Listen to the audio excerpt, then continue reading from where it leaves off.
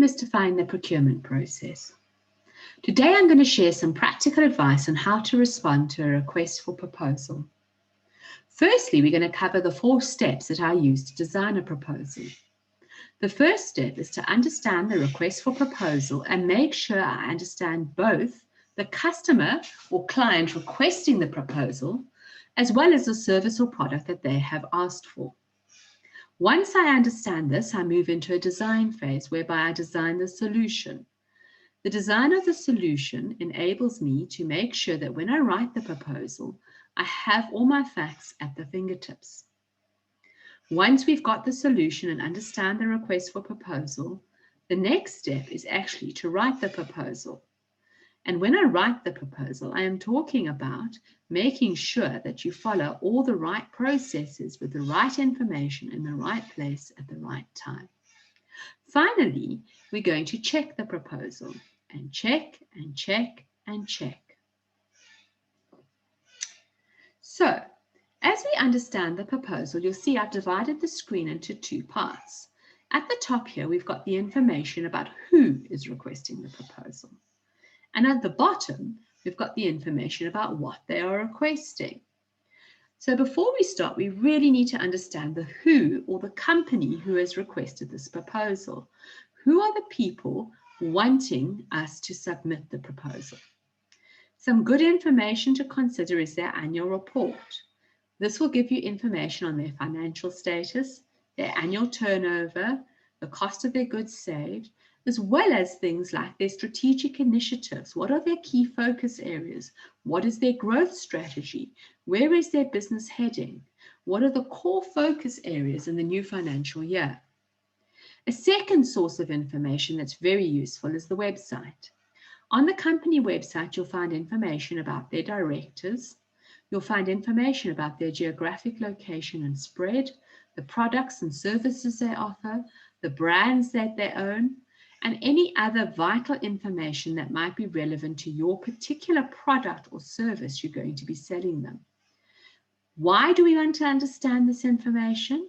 Well, the more we understand about the company, the more we are able to customize our approach to writing the proposal. Using their terminology and language is one way of making sure we get faster buy-in, because it shows that we've taken time to understand them and their business. The second part of understanding the request for proposal is making sure we understand the what. What are they looking for? Is it a product? Is it a service? What are the specific elements that they need out of that product or service? In addition, it's important when responding to a proposal that we also look at the documents required, because there's going to be a list of supporting documents required, such as tax certificates, bank statements, registration documents that prove you are a sustainable and legitimate organization. And it's important that you go through this list, because if you forget just one, there is the risk that you might be rejected before you even start. It's also handy to know who the competition are, so that you are able to compete in terms of how you write your proposal, and you know what they can offer versus what you can offer. So competition information is also very, very useful. So this is the proposal and the process we use for understanding the request for proposal. The second step in the process is to design the solution. And here it's important that we spend quite a bit of time brainstorming and thinking about what it is that we're going to offer. So for example, is it a physical product or is it a service? Where is the service or product going to be delivered? Is it at their head office? Is it at a remote location? Is it close by? Will travel costs be incurred? It's important to understand this because it impacts the cost structure of your final product. What you're offering and where you're offering both impact how you price the product. Who is the target audience? Is the target audience a procurement person, or has the request of proposal come through from a different department and different group of individuals? What information can you find out about them? What are their likes and dislikes? How do you go about getting this information so that you are able to even further customize your response? When is the product required by? What timelines have you got in your mind in terms of how you will deliver it? Have you factored in the lead time required for raw materials and for delivery? These are all important factors when you're looking at writing the proposal, because you can't go and promise something and not deliver it. And lastly, how much is the product or service going to cost the client or customer? How much are they going to need to put out of their pockets to pay for the service? What are the things that you need to consider here? It's important that you consider the hidden costs, the costs of things like delivery, the planning time. All these things need to be factored into your cost structure. So what you are delivering, where you deliver it, and when you deliver it hugely have impact on how much the product is going to cost the customer. Once you have designed the solution, the next step in the process is to start writing the proposal. When you write the proposal, the first thing you're going to do is you've got to plan. And when I say plan, I'm talking about planning ahead so you're not rushed. It's really important that if there is a deadline, for example, 12 o'clock on the 5th of May, you have a timeline in your head where you work backwards from that deadline. At what time do you need to courier the proposal? At what time do you need to print the proposal? At what time do you need to make sure you've got a final copy ready for proofing? If you've got a plan and a timeline, this helps you not to be rushed. Secondly, make a checklist of all the specific requirements in the request for proposal.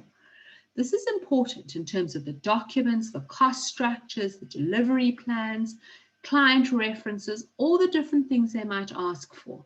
Make sure you've got them noted in a checklist one by one to enable you to go through that list and check the final document.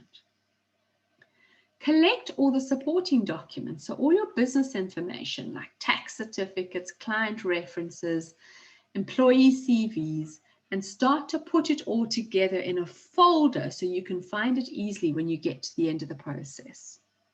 So that's what planning is about. Once you've planned the proposal, the next thing to consider is the structure. How are you going to present it? Make sure when you choose your headings, don't use creative, innovative headings. Rather use the headings in the RFP. So if they say product design, use product design. If they say cost structure, use cost structure. If they say company background, use company background. The reason for this is this enables them quickly to evaluate your proposal based on their requirements, because they will have a matrix that they measure all the different elements against. Make sure when you structure your proposal that you lay it out neatly so that the buyer can find the information easily. By having clear headings and lots of neat layout with a good table of contents, you save the buyer time and make it user-friendly. This enables them to find what they want. And if they can find what they want, they're less likely to reject your proposal. In terms of the cost structure, in many instances, a buyer will put a specific cost structure together that you need to consider when you write your proposal. So if they ask for a breakdown of transport cost, material cost, and labor, make sure your product costing is the same. Otherwise, if they can't understand how yours links into what they're looking for, they can't evaluate your proposal and you won't be accepted. So that's the structure. Lastly, the content. When it comes to the content of the proposal, make sure you provide all the information they request in the order and the format they have specified. Don't change it. Highlight how your solution will meet the buyer's needs. Make sure that you clearly show what their need is and that you've understood it and how your proposal will come in to meet those needs so that they can see that yours is the right solution. Match the buyer's terminology and language. This is really important. For example, in the environment where I work, we often talk about world-class manufacturing, but some organizations talk about lean. and others will talk about total productive maintenance. It's critical that I, as a person writing the proposal, choose the same language as the client is using and not my language, because it makes it easier for the client to understand. So now you've thought about what the plan is, what the structure is, what's going into your proposal. It's also important to look at some of the typical table of content items. A cover letter is a great way of introducing your business and giving an overview of your proposal. The executive summary highlights the key and pertinent points that are included inside the proposal. An introductory paragraph is important in terms of bringing the whole professionalism to the proposal. Make sure that your proposed solution is clearly understood and well explained. Sometimes what will happen is you might have something in your head and you forget that they don't know that. Once you understand the proposed solution, you must include your project timings. When will you deliver the project? Where? What are the lead times? Make sure you have a section that explains the cost structure. The company overview comes towards the end, but it's important. Who is your company? Where do you deliver? Who are your clients? Who do you work with? What environment and services are you able to show them that make them understand that you are the right company to answer their questions? References are important, be it case studies or written references or just telephone numbers. Make sure you include your references, and please do not give out a phone number unless you have confirmed that reference with the organization that you have asked to be your reference. And lastly, you'll have an appendix with all the supporting documents. And a really good practice when it comes to a proposal is scan everything in as a PDF. Make sure all your pages are neatly numbered, and then knit the document together with one of those PDF combining apps so it's one single document. They don't need to go anywhere to look for what you are supplying. So you've now understood the RFP, designed the solution, and written the proposal. The final step in the process is checking. Make sure that you have done a grammar and spell check. There's nothing more off-putting than poor spelling and bad grammar. Capital letters, full sentences, the basics of English grammar. Number the pages of the proposal in the footer and include your company details in each footer so that they've got a way to refer back to it. Use the white space so it's not cluttered. Leave space so that people can see what you've tried to present. Keep it simple and use short sentences. Avoid jargon, acronyms, and technical terms wherever necessary. Write in the third person. State the facts. Don't exaggerate. If language is not your first language, ask someone else to proofread it. Make sure that someone's going to go through it, a second pair of eyes. English is my first language, and I still ask another person to proof these things before I send them off.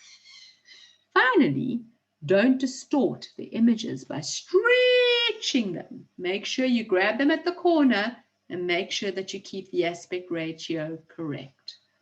So these are some of the tips in terms of checking your proposal.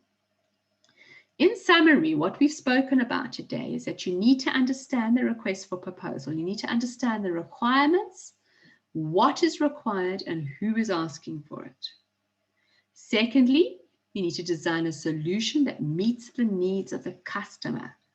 Don't just try and assume your solution meets their needs. Thirdly, you're going to write the proposal within the time frame, you're going to structure it, and you're going to plan it. And finally, you are going to check that proposal with a fine-tooth comb over and over again. Thank you for that. If you have any questions, I'll be on the call for a little bit longer, and you can let me know what questions you have.